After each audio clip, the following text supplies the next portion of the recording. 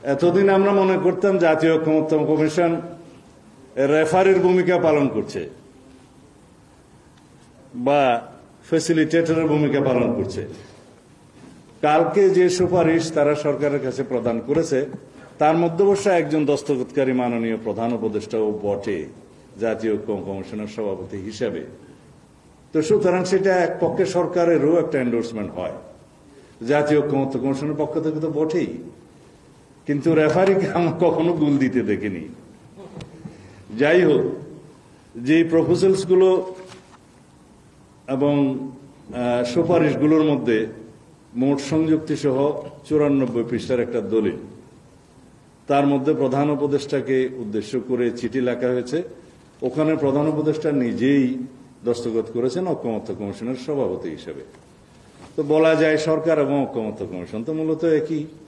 আর ঐকমত্য কমিশনের সাথে আলোচনার সময় আমার মনে হয়েছে ঐকমত্য কমিশন, সরকার এবং আরো 2-3টি দল তারা বোধহয় এক পক্ষ, আমি বিপক্ষেই খেলছিলাম মনে হয়। তো সেই হিসেবে জাতির পক্ষেই দায়িত্ব পালন করার আমরা চেষ্টা করেছি।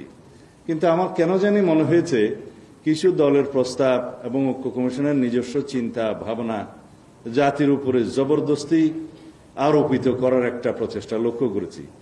আমি আজকে এই কথাগুলো এই জন্যই বলতে বাধ্য হচ্ছি, কারণ যে দলিলটা প্রকাশিত হয়েছে সেই দলিলটা 94 পৃষ্ঠা আপনারা লক্ষ্য করে দেখবেন যে ওখানে ঐকমত্য কমিশনে যেভাবে ঐকমত্যে পৌঁছা গিয়েছে এবং যে দলিলটা 17 তারিখে অক্টোবরের পার্লামেন্টের সাউথ প্লাজায় ঐতিহাসিক অনুষ্ঠানের মাধ্যমে স্বাক্ষরিত হয়েছে, সেই দলিলটা হুবহু ওখানে নেই। শুধু আছে ঐকমত্য কমিশনের প্রস্তাব, রাজনৈতিক দলগুলোর যে সুপারিশ এবং ঐকমত্য হলো, কিভাবে হলো, নোট অফ ডিসেন্ট কোথায় কোথায় আছে, কোনো কিছুরও সেখানে উল্লেখ নেই। 48টা দফা সংবিধানের বিভিন্ন রকমের সংশোধনের প্রস্তাব সহকারে তারা আদেশ ওখানে আদেশের মধ্যে তফসিল হিসেবে সংযুক্ত করেছে, বলেছে এগুলোর উপরে গণভোট হবে।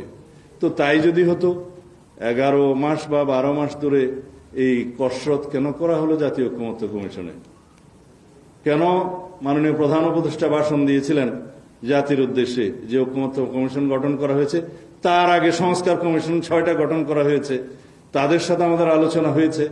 সেই আলোচনার প্রেক্ষিতে পরে সমস্ত দলের রিকমেন্ডেশন এবং তাদের রিকমেন্ডেশন জনগণের পক্ষ থেকে যে সমস্ত প্রস্তাব এসেছে সবগুলো মিলে একটা কম্পাইল্ড রিপোর্ট করে তার উপরে জাতীয় ঐকমত্য কমিশন কথা বলেছে সমস্ত রাজনৈতিক দলের সাথে।